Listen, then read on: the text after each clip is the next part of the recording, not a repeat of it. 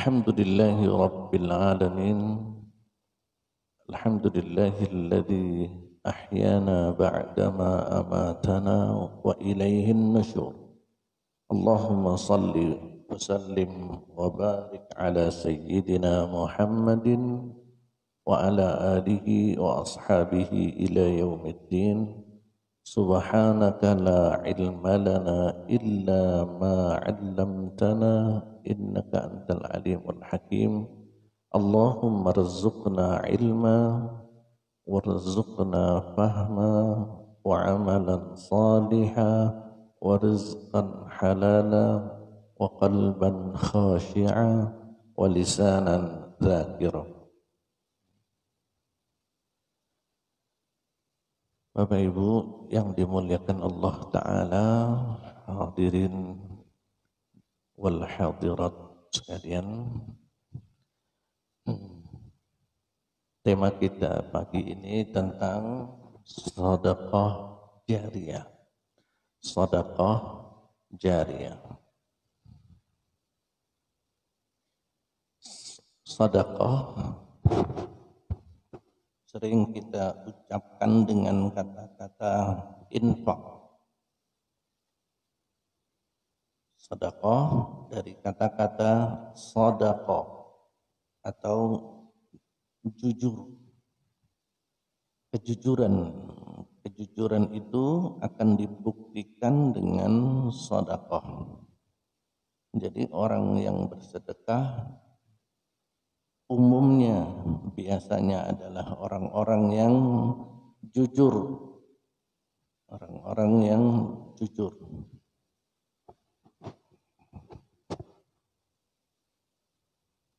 Itulah sebabnya Allah sering menyebut kata-kata orang yang shadiqin, orang-orang yang jujur dibuktikan dengan bersedekah.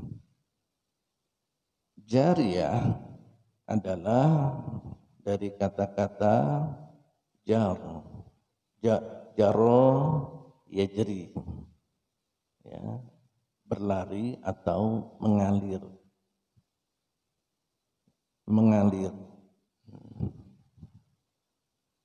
Jadi sedekah yang pahalanya terus menerus mengalir terus dan tidak pernah berhenti. Tapi nanti dalam pembahasan kita juga akan ada aspek yang membuat sedekah jariyah itu menjadi berhenti alirannya. Seharusnya terus mengalir, namun perjalanan waktu membuat aliran sedekah jariyah itu menjadi mampet dan terhenti. Bapak Ibu sekalian, bahwa perjalanan hidup manusia sudah ditetapkan oleh Allah Ta'ala, suka atau tidak. Perjalanan manusia sudah ditetapkan Allah semenjak di dunia, dan perjalanan itu akan terus berlangsung walaupun manusia sudah mati, suka atau tidak. Dan kematian itu sebuah keniscayaan. Walaupun tidak suka, tetap saja akan melalui proses itu. Dan kita pun sudah menyaksikan perjalanan orang tua kita, nenek kakek kita, orang-orang sebelumnya yang tidak mengalami kehidupan yang kekal selama dia di dunia.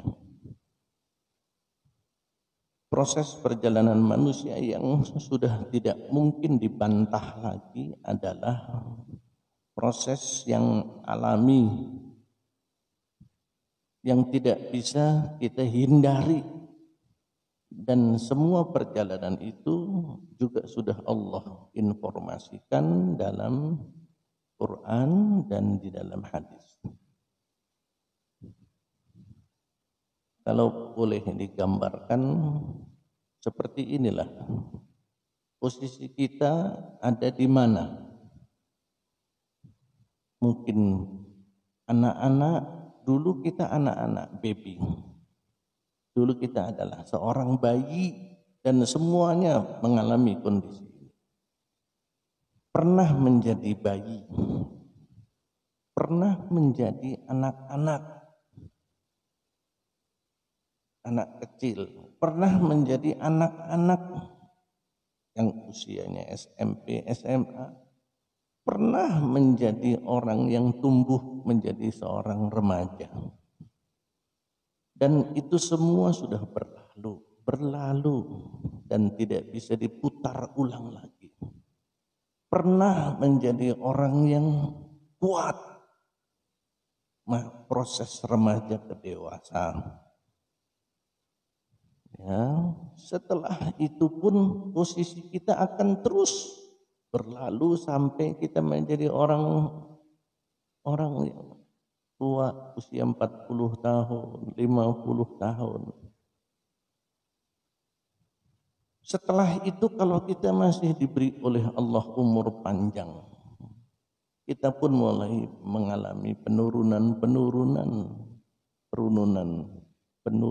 fisik, tenaga, penurunan aktivitas, penurunan penglihatan, penurunan pendengaran, mulai turun. Sudah masa puncak pun kalau saya melihat yang hadir di sini rata-rata sudah mulai masuk proses turun. Betul? Nah, sudah.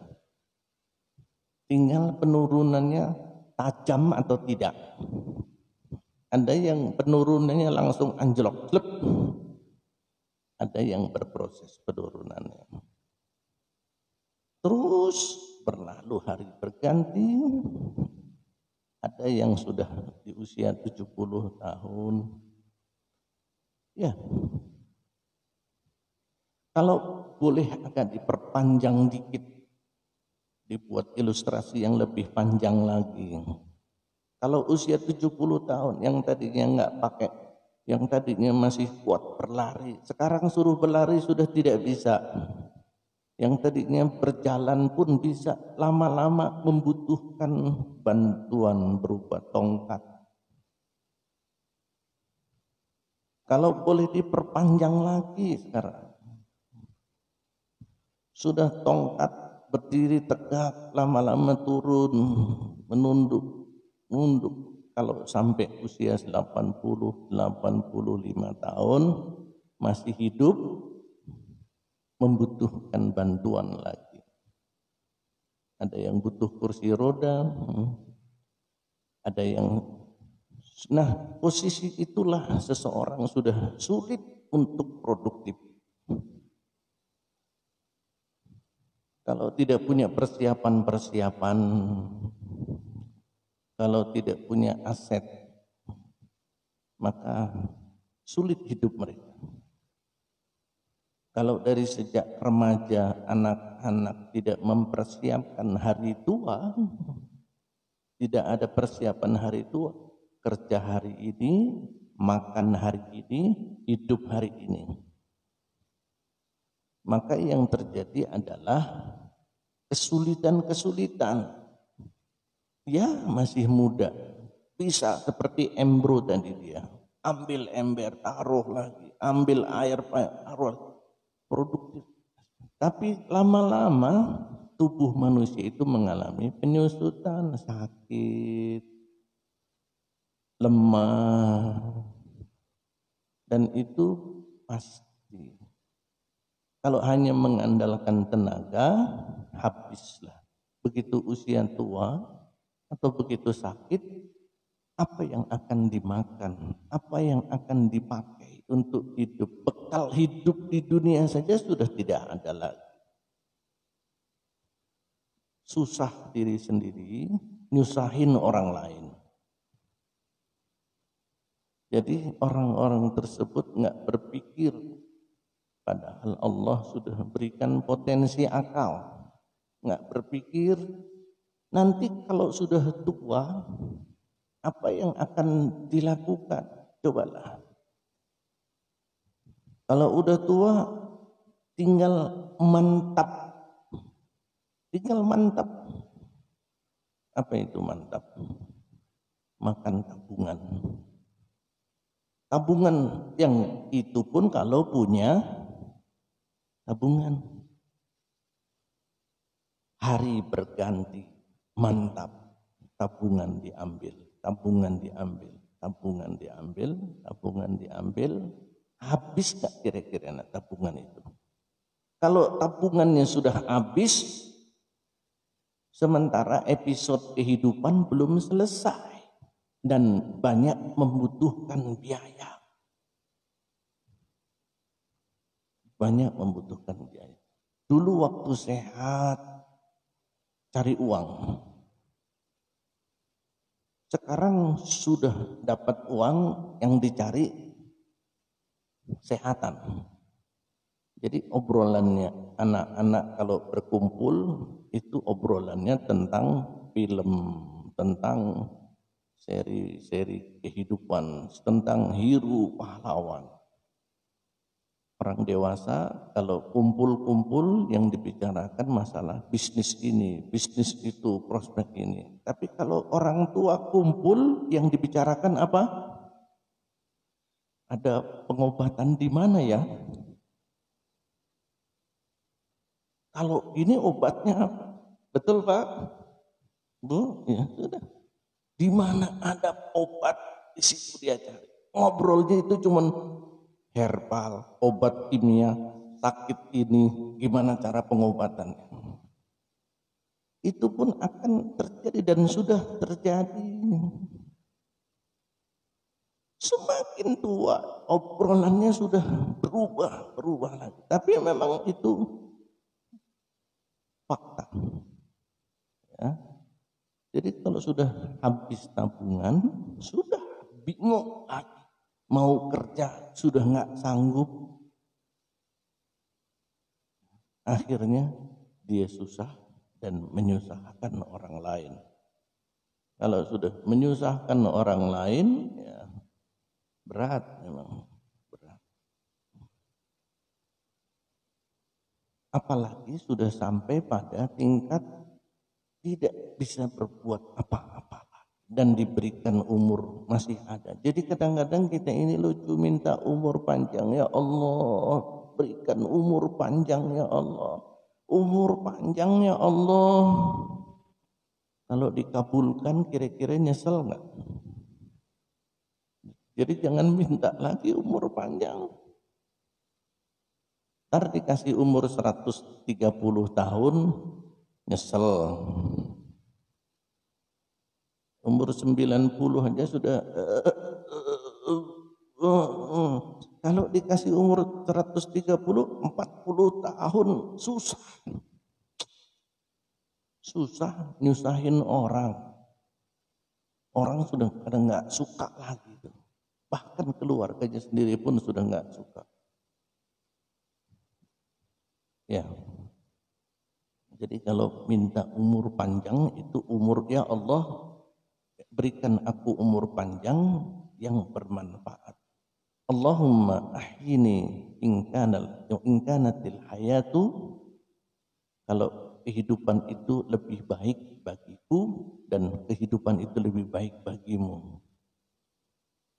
Tapi kalau kita mau minta mati juga nggak boleh. Ya Allah matikan aku, nggak boleh. Tapi minta mati pun juga harus ada kelanjutannya. Minta hidup panjang tidak boleh. Kalau itu titik, ya Allah berikan aku umur panjang, nggak boleh. Kalau memang tidak ada kelanjutannya. Minta mati pun juga tidak boleh kalau tidak ada kelanjutannya. Wa amitni in kana al-mautu rahatan li min kulli syarr.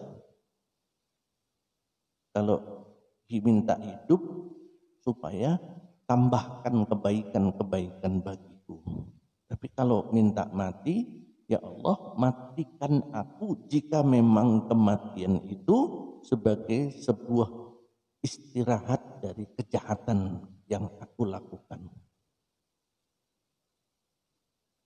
Jadi minta hidup titik nggak boleh, minta mati titik pun juga nggak boleh, harus disambung. Proses ini pun terjadi dan kita sudah bisa menyaksikan. Hanya yang membedakan adalah kalau ajaran Islam membahas tentang what next, kehidupan setelah itu apa, seperti apa, bagaimana, trik-triknya, bahagia bagaimana. Nah, dan itu tidak juga dibantah oleh semua agama. Agama Islam informasinya detail sekali, sangat terperinci sekali, dan itu tidak kita jumpai pada agama yang lain. Bagaimana setelah proses akhir kehidupan ini, setelah manusia, setelah kita dipanggil, nama kita dipanggil di masjid. Mau nggak nama kita dipanggil di masjid? Diumumin lewat speaker. Inna lillahi wa inna ilaihi raji'un. Inna lillahi wa inna ilaihi raji'un. Berarti nama kita sudah dipanggil, artinya sudah finish. Finishnya finish hidup di dunia. Tapi itulah awal dari kehidupan berikutnya. Jadi orang kadang menganggap, ya Allah, mati aja mati. Memang kalau sudah mati udah selesai. Belum selesai. Hanya yang membedakan sifat kehidupan. Bahwa kehidupan dunia itu adalah kehidupan untuk mazra'ah, untuk menanam, untuk berusaha, untuk mencari kehidupan, untuk kehidupan yang berikutnya. Yang membedakan adalah kehidupan akhirat setelah orang dipanggil namanya di masjid, inna lillahi wa inna ilaihi raji'un, habis itu sudah tidak bisa lagi untuk beraktivitas, beribadah, berzikir, tilawah Quran, saum, qiyamul lail, amar ma'ruf nahi mungkar, istighfar, tahlil, tidak ada lagi gunanya. Merengek-rengek minta dikembalikan ke dunia, ditolak. Merengek-rengek minta ampun, ya Allah, ampun ya Allah, ditolak. Sudah tidak ada lagi kesempatan, ya tinggal menunggu nasib. Kalau sudah dipanggil, tinggal nunggu keputusan.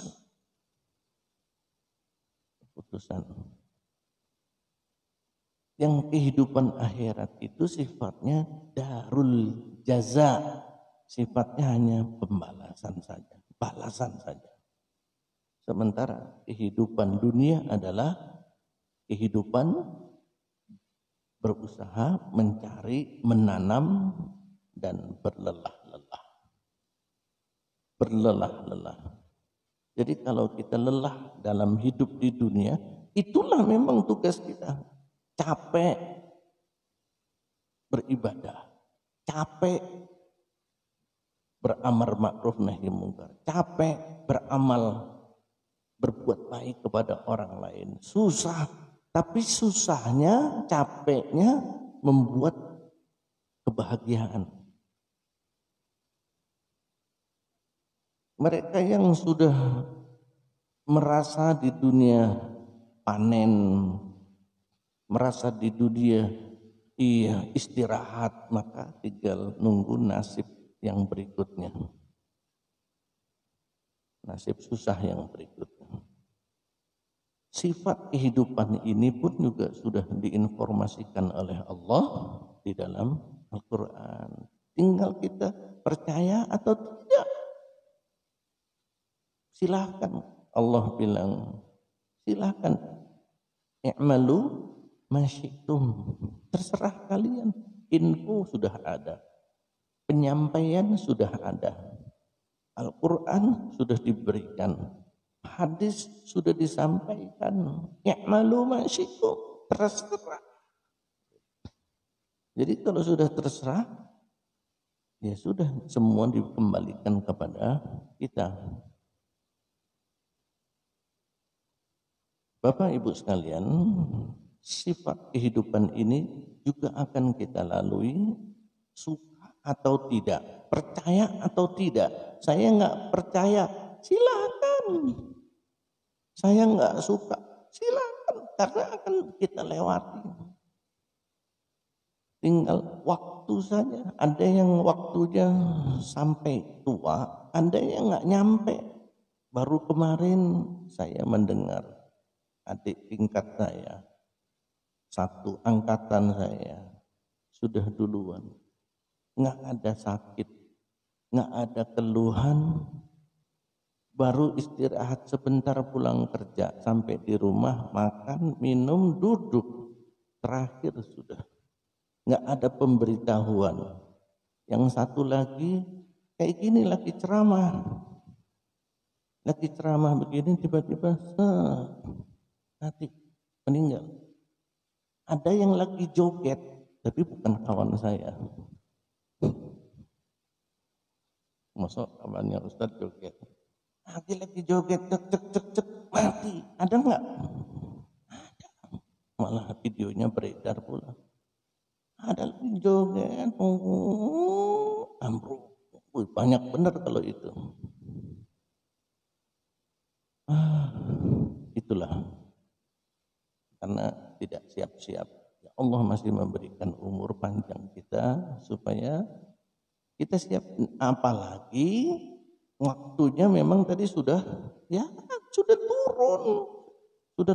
Itu mah alarm Anda diberikan oleh Allah. Semakin tua, semakin tidak punya kekuatan, daya, itu sebenarnya merupakan isyarat beruntung.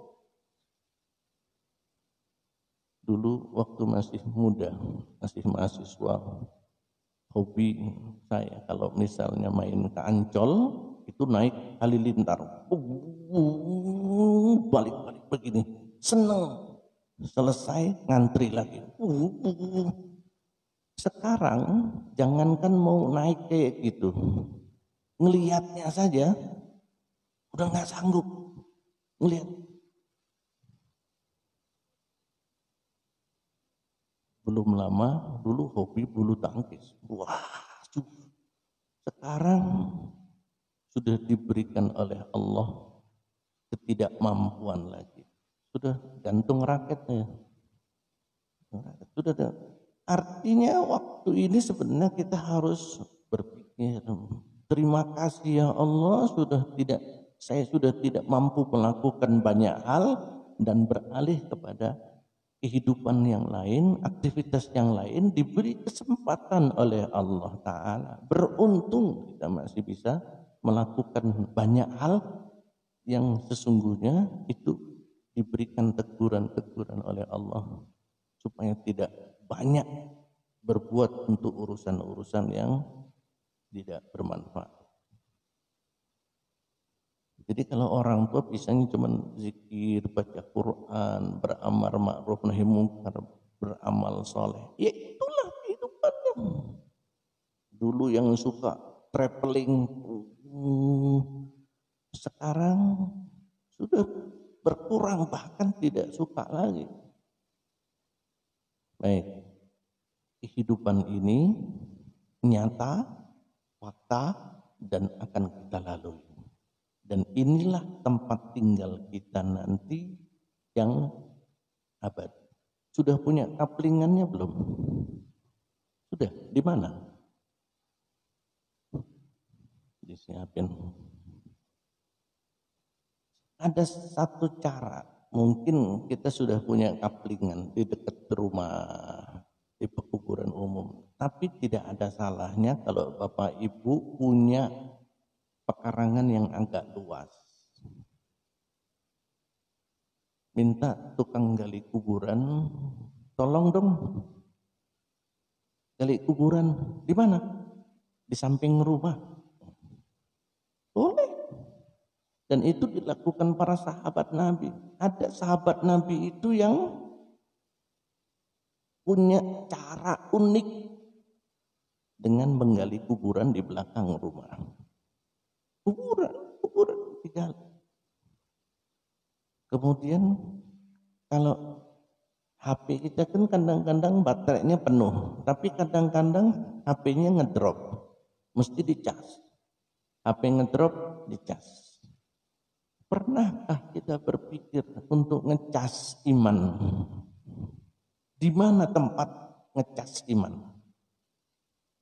Ya, satunya di taklim.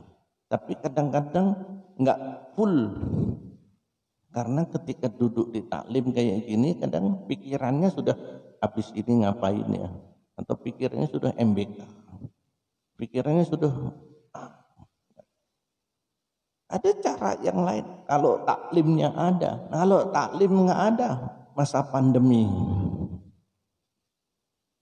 online, nggak ada internet. Kalau ada, kalau nggak punya internet, ini juga satu cara.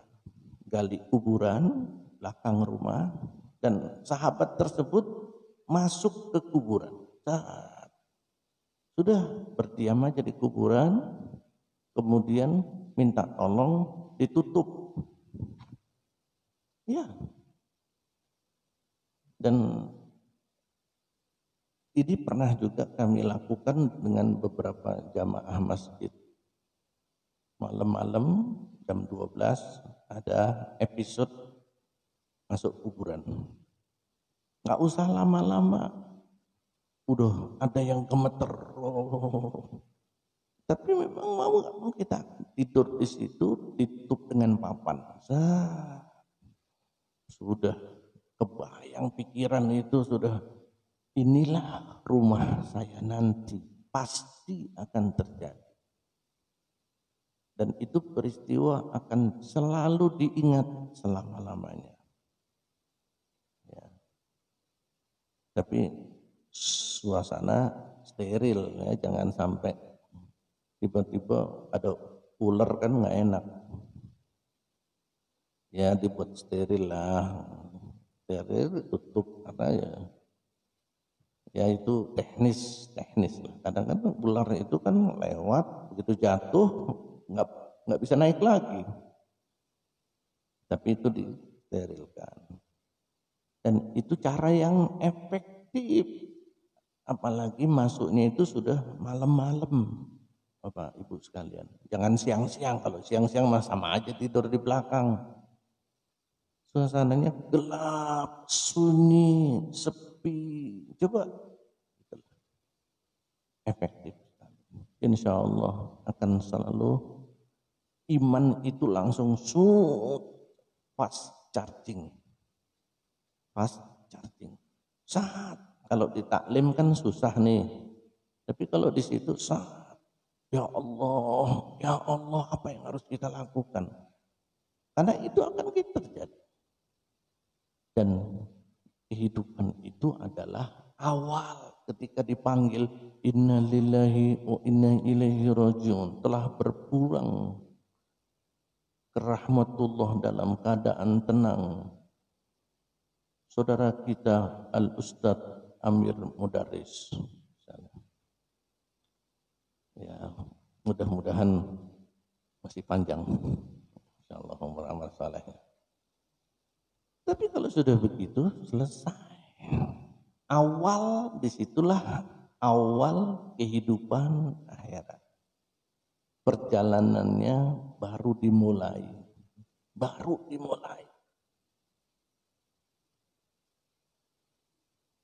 Itu bukan akhir, justru itulah kehidupan awal yang memiliki sifat khalidina fiha, yang akan terjadi selama-lamanya terus, walaupun setelah itu nanti ada proses tahapan dimatikan oleh Allah lagi, menunggu kawan-kawan yang lain sudah habis, menunggu alam semesta ini musnah, akan dimatikan, itu masih ada tahapan lagi. Jadi setelah di alam kubur itu masa penantian, ada kenikmatan, ada pula kesengsaraan.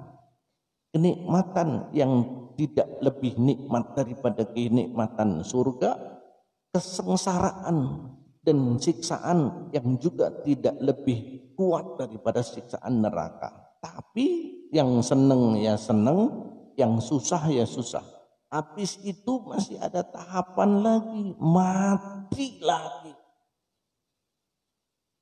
Dan hanya di dalam ajaran Islam informasi itu ada. Bapak Ibu sekalian, informasi itu harganya mahal. Mahal. Beruntung Bapak Ibu tahu persis perjalanan ini. Sifat dari perjalanan ini, bagaimana cara menyelamatkan perjalanan yang kita tidak mampu untuk berbuat lagi. Masih panjang perjalanan itu. Masih panjang perjalanan itu. Jadi, dan sifat perjalanan yang berikut ini setelah alam kubur selesai, alam dunia selesai, itu sifatnya adalah darul jaza. Hanya pembalasan saja, bukan produktivitas lagi. Yang punya tabungan banyak ya beruntung, yang asetnya amal ibadah banyak beruntung, yang asetnya sedikit pun akan buntung di situ. Meratapi nasibnya. Maka orang mukmin biasanya sudah ada sinyal begitu meninggal dunia, dia sudah ada sinyal. Orang mukmin itu begitu dicabut nyawanya oleh malaikat Israel, dia sudah tahu apakah dia akan menikmati kehidupan itu atau akan sengsara. Maka orang mukmin dalam hadis disebutkan jika dia sudah mati dicabut nyawanya, dia akan berteriak kepada orang-orang sekelilingnya, segerakan aku untuk berjumpa dengan Rabbku. Segerakan, sehingga ketika jenazah dibawa itu kan ada kita lihat beberapa orang yang mengantarkan jenazah agak berlari-lari, agak cepat, karena memang optimis orang yang dibawa itu soleh. Jadi akan berteriak, cepat, cepat, selesaikan aku di kuburan, karena aku sudah rindu berjumpa dengan Allah Ta'ala. Sementara orang kafir dan orang munafik begitu dibawa ke kuburan, dia akan berteriak, mau dibawa kemana? Jangan, jangan. Itu pun teriakan yang akan dilakukan. Seluruh makhluk Allah mendengar teriakan itu. Seluruh makhluk Allah mendengar teriakan nyawa ruh orang tersebut, kecuali jin dan manusia. Jin dan manusia yang tidak mampu mendengar teriakan. Sementara binatang-binatang akan mendengar. Siapakah di antara kita yang bisa berbicara dengan binatang? Siapa yang bisa bilang, tanya. Kalau enggak percaya, tanya pada kambing. Bing, kau dengar enggak teriakan orang-orang yang dikubur? Nanti dia akan menjawab, "Bek." Itu hadis, maksudnya seluruh makhluk Allah mendengar teriakan orang yang disiksa di kuburan, dibawa ke kuburan, kecuali jin dan manusia.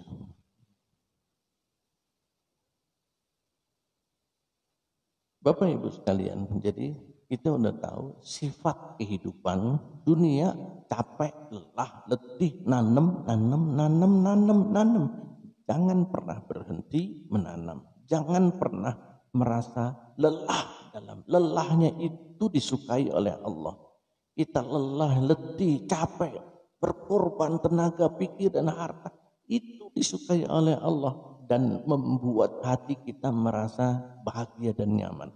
Coba Bapak Ibu pergi pengajian itu kira-kira nyesel nggak habis itu? Nyesel deh gua habis pengajian. Nyesel? Enggak. Akan menumbuhkan rasa kebahagiaan. Alhamdulillah, alhamdulillah. Coba kalau berbuat dosa. Selesai berbuat dosa, nyesel. Ya Allah, itu pun berkepanjangan. Jadi alam ini adalah alam yang sifatnya melelahkan, letih, berat, ujian, tantangan, dan Allah tidak pernah berhenti ketika memberikan ujian. Karena kita minta ya Allah selesai ujian, Allah akan berikan ujian lagi. Selesai yang ini akan ada lagi. Akan ada terus dan tidak akan pernah selesai. Itulah yang membuat kita harus waspada karena yang akan terus membersamai kita dalam alam berikut ini setelah dunia selesai masih ada. Tapi tidak semua aset kita itu akan membersamai kita. Ada yang lanjut mengikuti membersamai kita. Aset yang membersamai kita, ada aset yang tidak akan membersamai kita.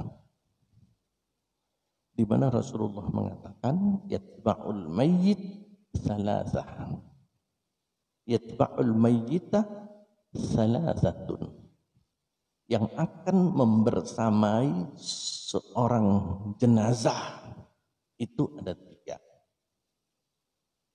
Ketika jenazah diantar ke kuburan, ada 3 aset yang akan menemaninya.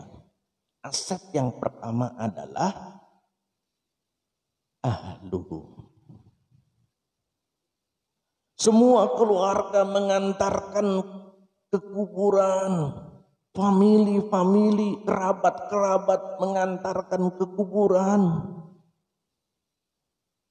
Kawan-kawan pun mengantarkan ke kuburan. Wa malu.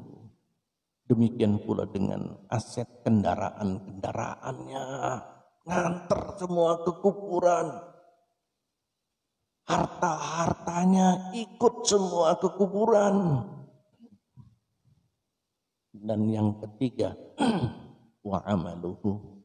Dan aset amal itu pun juga akan mengantarkan membersamai di kuburan. Tergantung amal soleh nganter, amal buruk nganter semua, ikut semuanya. Keluarga, kerabat, famili, kawan, handai tolan, semua nganter. Harta nganter semuanya. Amal soleh dan amal buruknya pun nganter semua ke kuburan. Bayarji'usnani. Tapi kalau sudah nganter, terus pulang. Yang 2 pulang. Apa mungkin begitu nganter ke kuburan keluarganya nggak pulang-pulang? Ya sudah di situ aja. Paling sejam 2 jam bisa nungguin. Tapi itu pun juga tetap pulang. 2 pulang, balik ke rumah, balik ke tempat tinggal masing-masing. Wayabqa yang akan tetap tinggal membersamai jenazah tersebut cuma 1. Yang pulang ahluhu wa maluhu. Keluarga, kerabat, handai tolan pulang. Harta pulang. Wayabqa amaluhu. Yang tersisa adalah amalnya. amalnya yang dia lakukan yang tersisa yang akan terus membersamai.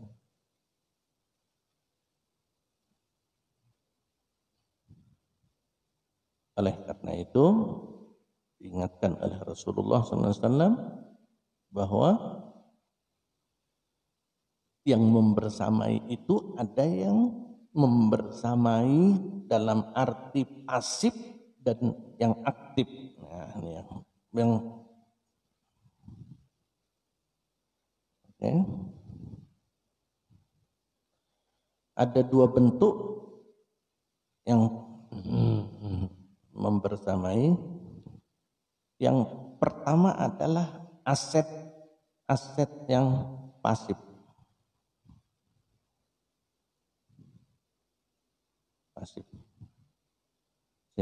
Nah, kemudian yang membersamai kedua adalah aset yang, nah ini yang kita bahas, produktif.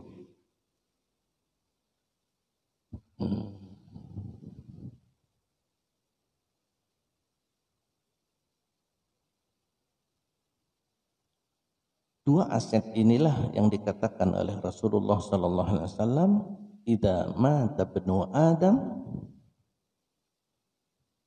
kalau manusia sudah mati, finish amal-amalnya, nggak bisa lagi nambah.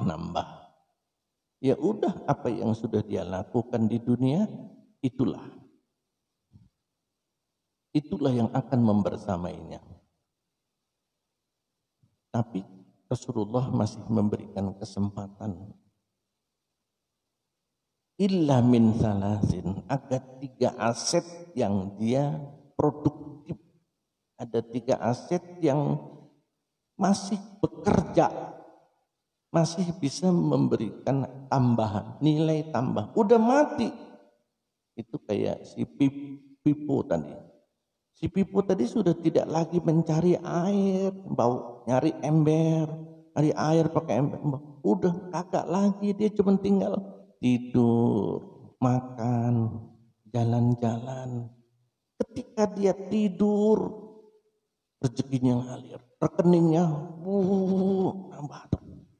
Ketika dia makan, rekening dan asetnya itu terus, karena airnya tetap mengalir. Bahkan ketika dia jalan-jalan pun rekeningnya masih ada yang masuk terus, karena dengan pipa air tadi terus dia duduk, rekening masuk, dia berdiri, rekening masuk. Tapi kalau yang embro, ya sudah susah, dia tidak bisa ngapa. Kalau pengen rekening masuk, kerja. Itu kalau masih mampu. Udah nggak mampu lagi kerja, nggak masuk lagi. Itu yang rekening pasif. Nah, sekarang kan kita ingin mencari bagaimana rekening kita ini, kita sudah mati, masih ada terus masukan di rekening aset kita itu. Padahal Rasulullah sudah mengatakan stop, udah nggak bisa lagi kita untuk menambah rekening aset amal dan ibadah. Tapi masih ada celah tiga celah bagaimana rekening kita terus bertambah walaupun kita sudah mati, sudah nggak bisa ngapa-ngapa lagi. Sekarang kita masih bisa nambah dengan zikir, tilawah Quran, hadir di pengajian, beramal soleh, berbuat baik kepada tetangga, berbuat baik kepada orang. Masuk, masih mampu, udah mati, stop. Maka itulah yang disebut dengan aset produktif. Yang pasif udah selesai, karena kita tidak mampu lagi berbuat, beribadah, bekerja, beramal. Nggak bisa pengajian lagi, nggak bisa baca Quran lagi, nggak bisa beramal lagi. Nah, ada peluang produktif, aset produktif, yaitu tadi hadis tentang 3 hal, yaitu sedekah jariyah, ilmin yuntafa'u bih, dan walad saleh. Yang jadi masalah, yang jadi pertanyaan adalah, punyakah kita 3 aset ini? Punyakah kita 2 dari 3 aset ini? Atau 1 dari aset ini? Atau kita tidak punya 3 aset ini?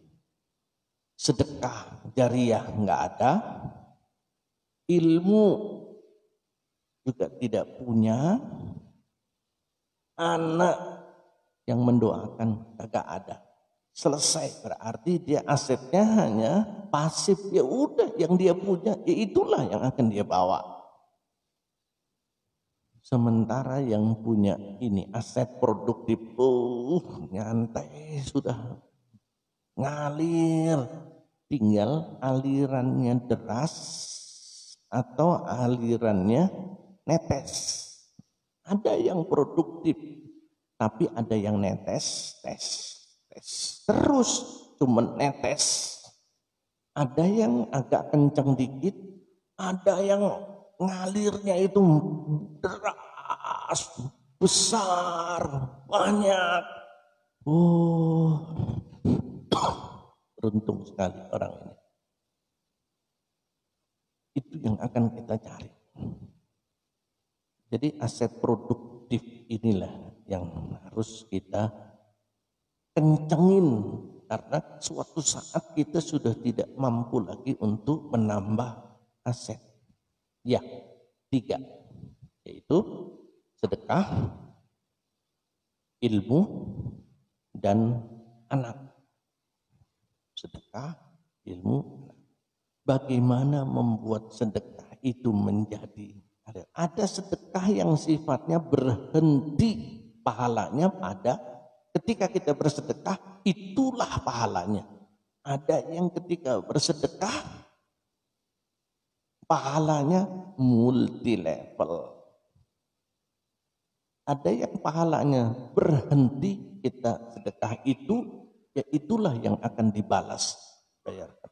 Tapi ada yang begitu kita sedekah bermulti level, terus gak berhenti. Nanti kita akan tahu bagaimana cara bersedekah yang terus bekerja ya.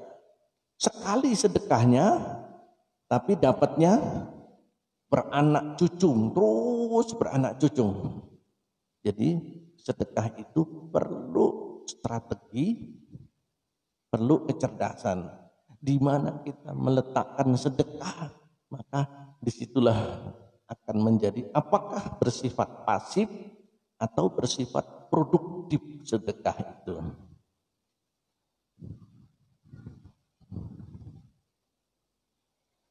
Dan sedekah itu, ya Ustadz, itu kan orang kaya. Kalau orang miskin bagaimana dia bisa? Kalau takdir Allah dia orang miskin nggak punya harta, bagaimana mungkin dia bisa bersedekah? Masih bisa, masih bisa.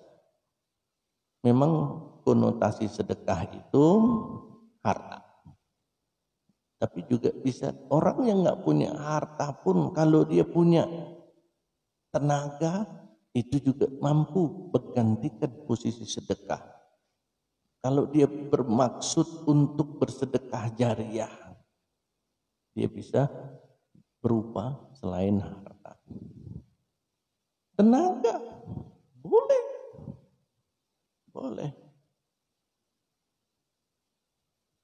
Dia akan masuk bimanzilatil mal. Bimanzilatil mal. Atau punya hartanya tidak banyak. Setiap orang punya harta. Ada yang banyak, ada yang sedikit. Apakah Allah Subhanahu wa ta'ala menilai jumlah sedekah? Tidak. Allah tidak menilai berapa juta, berapa miliar.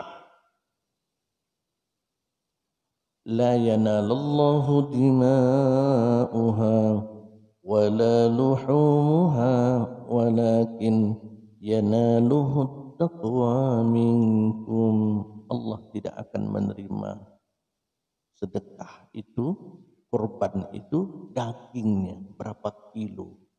Berapa kilo itu tidak masuk catatan. 1 ton sapi nggak masuk, bukan itu.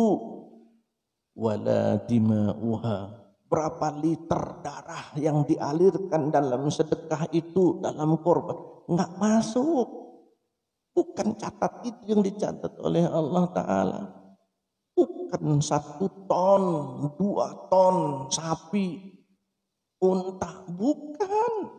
Allah sudah menyatakan sendiri, nggak, itu bukan masuk kriteria penilaian. Berapa liter darah yang dialirkan? Wala dima'uha walakin yanaluhu taqwa minkum. Tapi yang dicatat oleh Allah Ta'ala adalah pengorbanan. Semangat berkorban itu ada nggak? Jiwa bahwa dia itu sudah, ya Allah, berat memang berkorban. Itu yang dicatat oleh Allah Ta'ala. Bukan besar kecil. Boleh jadi orang kecil sedekahnya kecil. Tapi kalau ada orang kecil sedekahnya besar, mungkin dunia dan akhirat dia akan peroleh. Seperti yang terjadi pada tahun 2012 itu kan ada seorang pemulung sampah yang viral. Tinggalnya di TPA, tempat pembuangan akhir. Orang yang tinggal di TPA itu kira-kira rumahnya segede apa? Beton bangunannya, bangunan di TPA-nya cuman dari bambu, sisa-sisa, dindingnya kardus-kardus, lantainya kardus-kardus, atapnya triplek papan, sisa-sisa pembuangan sampah itu tadi. Seorang mak-mak tua, dia nyumbang, dia ingin berkorban, dia sisihkan setiap hari 2.000, 2.000, 2.000, ada yang lebih, kadang 4.000, 5.000, 2.000, tiap hari. Bertahun-tahun dikumpulkan, semangat berkorbannya tinggi. Begitu dibuka tabungan kurbannya, bisa untuk membeli 2 ekor kambing. Dengan bahagia dia pergi ke tempat penjualan kambing, dapat 2 ekor, dituntunlah oleh yang bersangkutan. Pemulung, bajunya pun bau, sobek-sobek, kotor. Nuntun 2 ekor kambing ke Masjid Al-Ittihad di Tebet. Datang ke panitia kurban, Pak, ini kurban, ada kurban Pak. Oh iya, sini Bu, catat siap. Dari siapa? Dari saya. Hah? Ibu yang berkorban? Iya Pak, yang benar. Dari siapa ini Bu? Oh, saya catat nama pekorbannya. Saya. Kaget lagi panitia. Kemudian ada yang, terus dari mana ibu dapat kambing? Dikira mencuri kambing. Akhirnya diceritakan, Pak, ini tabungan saya. Ada panitia lain yang kepingin tahu, difotolah ibu-ibu itu dengan 2 ekor kambingnya dengan baju yang lusuh. Gitu. Selesai dicatat, mak Yati itu pulang, sudah sampai di rumah. Tapi skenario Allah tidak selesai hanya di situ. Ternyata habis difoto, panitianya mengunggah di Facebook. Dari Facebook itulah, wah, orang tahu, kaget. Orang-orang kaya terpukul, sehingga muncullah, wah siapa Mak Yati, dia seorang pemulung yang bajunya lusuh, bawa kambing lagi untuk korban. Didatangilah wartawan. Benar ternyata masuk koran, terus akhirnya yang datang ke gubuk reot di tempat sampah itu bukan hanya wartawan, menteri pun datang ke situ. Ganjaran dari Allah Ta'ala jelas. Ganjaran dia di dunia, ada yang ngasih umroh, ada yang ngasih haji, ada yang ngasih rumah, ada yang ngasih pekerjaan, ada yang ngasih sawah, ada yang ngasih modal. Jadilah konglomerat, jadilah orang kaya. Itu baru di dunia. Ya, itu baru di dunia. Ya mudah-mudahan di akhirat lebih besar lagi. Tapi itulah pengorbanan yang dia perjuangan. Jadi kalau kita tidak punya uang, ya dengan tenaga pun itu juga bisa merupakan sedekah. Tapi itu tadi, sedekah itu harus memiliki nilai strategis. Boleh sah-sah saja kita sedekah habis, kasih, selesai, pulang. Boleh, nggak dilarang. Tapi apakah dia berefek domino, berdampak atau tidak? Orang yang cerdas ketika dia bersedekah, dia akan berpikir, ini dampaknya apa? Setelah ini apa yang akan terjadi? Maka disinilah letak kecerdasan kita ketika harus bersedekah, di mana kita melakukan sedekah kita. Dan yang memiliki sifat produktif, sedekah yang memiliki sifat produktif adalah sedekah yang memiliki nilai manfaat yang berkepanjangan. Manfaat yang panjang, manfaatnya bukan hari itu pakai habis, bukan pakai habis, bukan, tapi pakai dan berkembang dan berkembang.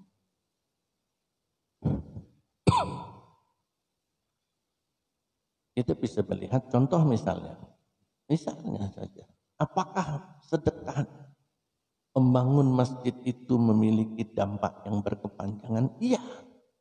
Jadi siapapun Bapak Ibu yang sudah melakukan infak sedekah di Masjid Darul Fatah ini, manfaatnya nggak pernah sepi, Pak. Bisa masjid yang lain juga bisa, masjid yang itu bermanfaat, manfaat. Tetapi Allah akan mencatat nilai manfaatnya. Itu masuk. Itulah yang disebut dengan jariyah. Jadi yang dicatat oleh Allah itu nilai manfaat. Ada yang bersedekah saya bangun masjid di Pekor. Tahu Pekor? PKOR, Waihalim. Boleh. Bagus nggak Pak? Bagus. Siapa yang sholat di sana? Oh, belum pernah ke Pekor. Siapa yang sholat di sana? Perasaan setiap saya ke sana masjidnya tutup mulu, dikunci mulu, tutup mulu. Bangun habis sudah. Mungkin saya berhusnuzon, barangkali donatur ini membangun masjid disiapkan untuk para jin biar sholat di situ. Bikin masjid dari Pagelaran Ring Sewu sampai Gisting. Bagus-bagus Pak, masjidnya kan banyak. Dari Pagelaran, dari Ring Sewu Pagelaran sudah. Dari Pagelaran atau dari Talang Padang sampai Gisting. Saya pernah menghitung di situ ada 56 masjid kiri kanan. Itu baru di pinggir jalan. Kiri kanan di pinggir jalan ada 55 atau 56 masjid. Indah, bagus. Kalau boleh dimasukkan ke museum rekor, itu masuk Pak. Jarak 17 km. Nanti silakan diukur. Pagelaran ke Gisting 17 km ada 56 masjid bagus. Belum pernah ngitung Pak. Saya ngitung sengaja. bukan kesananya bukan ngitung, pas kesana ngitung startnya 0, kiri 1, 2, 3, 4, 5, 6, 7, saya hitung ada 56. Ada yang jelek gak masjidnya? Gak ada yang jelek. Nanti silakan buktikan habis pengajian sanalah. Ya janganlah. Kita habis pengajian ada peletakan batu pertama, Pak. Nah, kalau mau infak jariah di situ tempatnya insya Allah. Saya nggak bawa uang Ustadz. Nggak apa-apa, pakai kertas aja jadilah. Jadi silakan nanti dicek. Masjidnya indah-indah. Begitu sholat, waktu sholat di situ mampir. Berapa orang yang sholat? Ada kadang-kadang 6, 8, tapi 6, 8 orang itu juga orang transit aja di situ. Orang yang lewat. Penghuninya wallahu a'lam. Mungkin sang imam itu pun kan kalau ada imamnya. Kadang-kadang sudah waktu zuhur gak ada orang. Ya udah sendirian. Jadi bukan salah bangun masjid bagus. Tapi apakah bernilai produktif atau bernilai pasif, atau pasif pun juga tidak bernilai. Pasif pun enggak, karena enggak dipakai. Coba masjid ini dipakai, Bapak Ibu sekalian, masjid ini 24 jam kepake.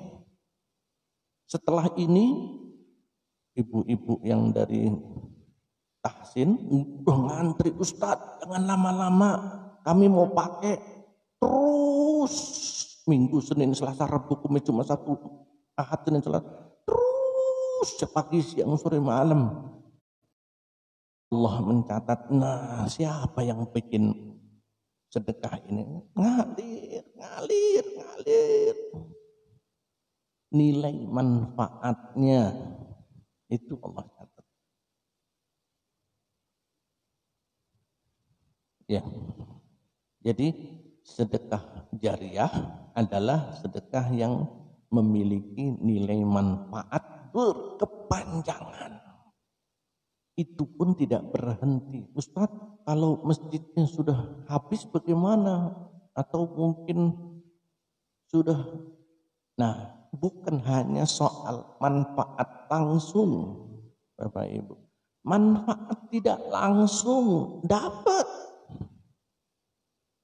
Manfaat tidak langsung itu siapapun yang memanfaatkan masjid ini, kemudian qadarullah dia menjadi orang yang saleh, menjadi hafiz Quran, menjadi orang ulama, menjadi orang yang baik,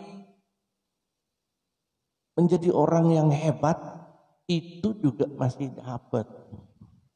Beranak cucu, man sanna fil islami sunnatan hasanatan falahu ajruha wa ajru man amila biha la yanqusu min ajriha syai'.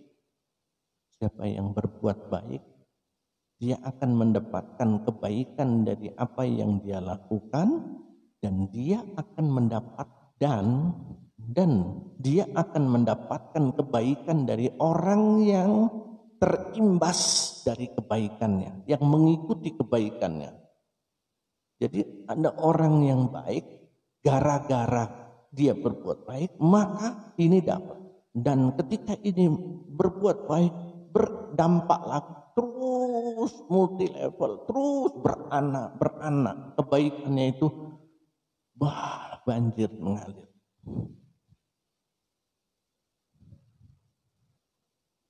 Kita selama ini hanya ditanamkan sedekah jariah. Tapi ini sudah kelewat waktunya. Harusnya sudah jadi jam 7 tadi selesai. Gimana Bu? Takut Ibu udah Ustadz, waktunya Ustadz. Gitu. Dari sana udah aja tadi.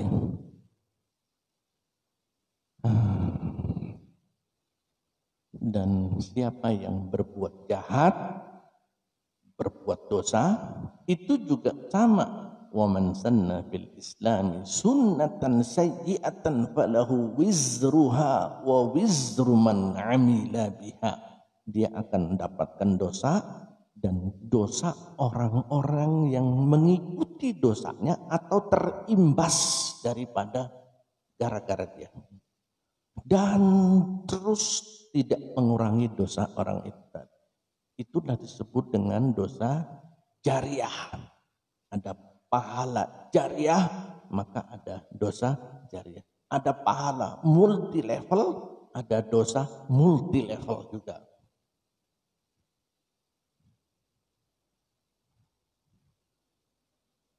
Lanjut apa cukup? Gimana? Oh ya, baik. Panitia berikutnya sudah siap-siap ngasih kode. Benar lagi, baik. Tapi ada syaratnya. Syarat untuk mendapatkan sedekah jariah produktif.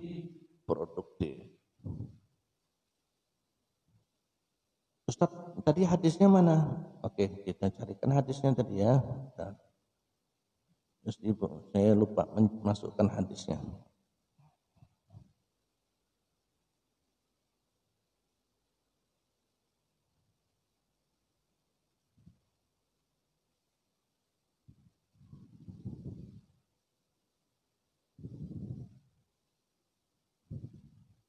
Ya, hadisnya.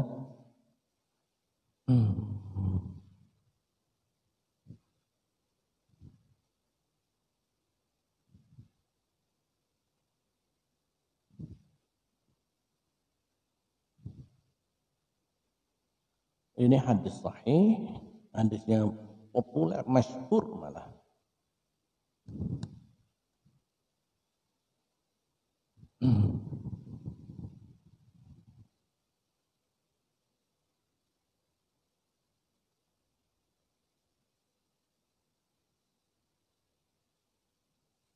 Jelas saja.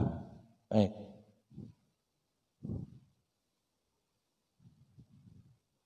Hadisnya populer.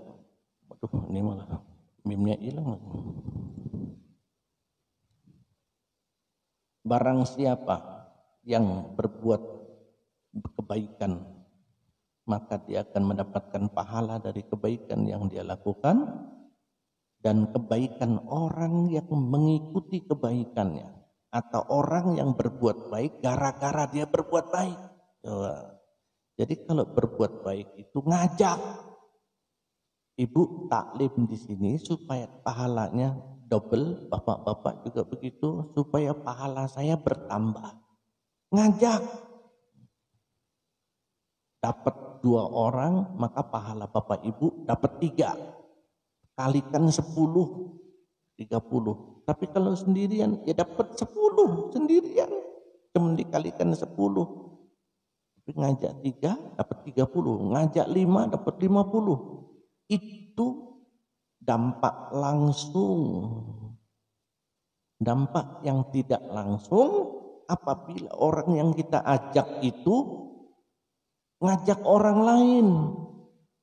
Atau dia berbuat baik karena dia sudah kita ajak. Ngitung aja, ngalir. Bapak ibu tidur, pahala terus ngalir dari orang-orang itu tadi.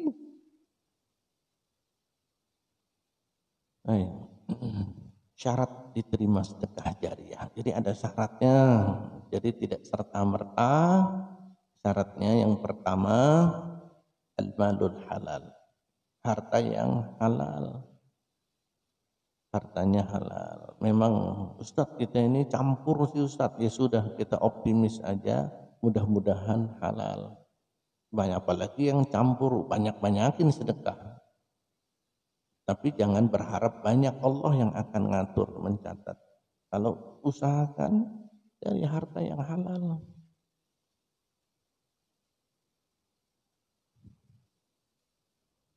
Karena Allah tidak akan menerima.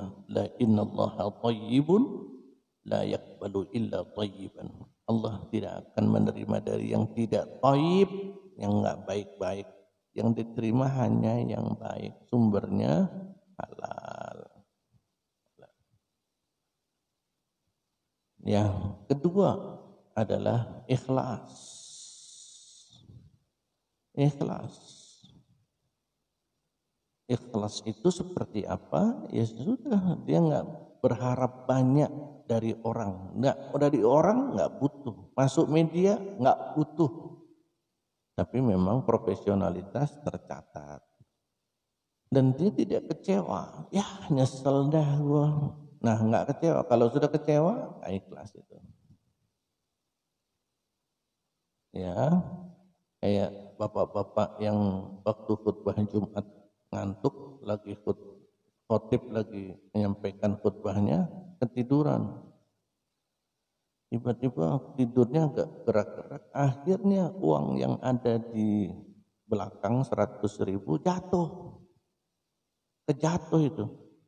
Kemudian dari orang yang duduk di belakangnya Noel, karena nggak mau khutbah kan nggak boleh bicara, ditoel, itu nengok ada duit, nggak ngomong juga. Terus pas lagi ngambil duit, kotak infak lewat di depannya. Ada, dia pikir terjemahan, dia pikir uang 100.000 masukin kotak infak. Pas lagi diambil kotak infak, ini nyuruh, hebat bener loh, minta tolong, sombong ya kata dia, ngasih tahu supaya masukin kotak infak. Dia nggak sadar itu duit dia sendiri, masukinlah kotak infak. Bagus kata dia. Lanjut tidur lagi dia. Nah, selesai Jumatan, ada pedagang-pedagang di pinggir Jumatan, ada yang mau dibeli nih, begitu tawar mau diambil, mau bayar, masih ingat dia uang 100 kalau kosong. Nah, nggak ada.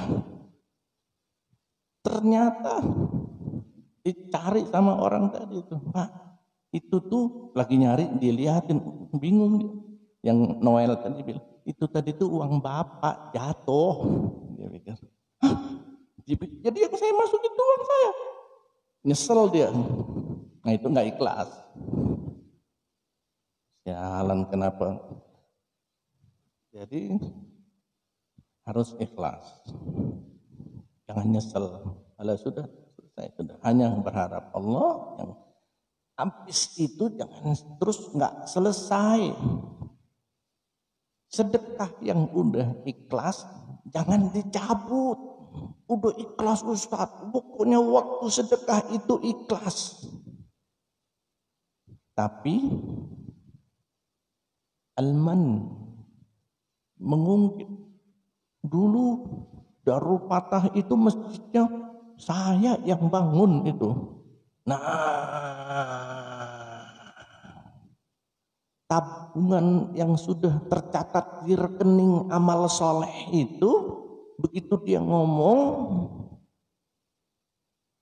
hilang. Ya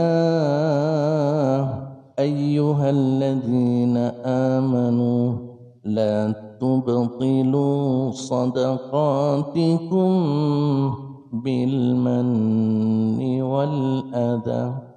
Hai orang-orang yang beriman, jangan kau hapus, jangan kau batalkan sedekah kalian itu dengan al-man, mengungkit-ungkit.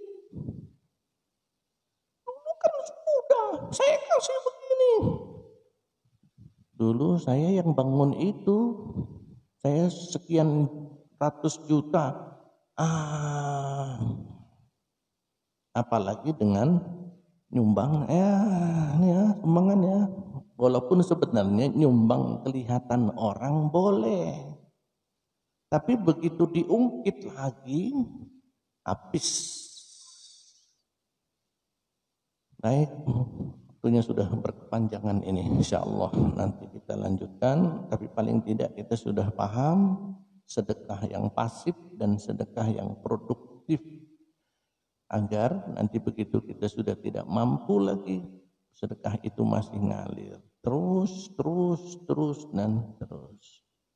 Sebelum saya tutup, sebelum ada informasi, ada pertanyaan?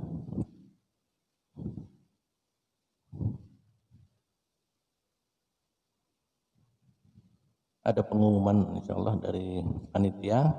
Saya cukupkan. Subhanakallahumma wa bihamdika asyhadu an la ilaha illa anta astaghfiruka wa atubu ilaik. Assalamualaikum warahmatullahi wabarakatuh.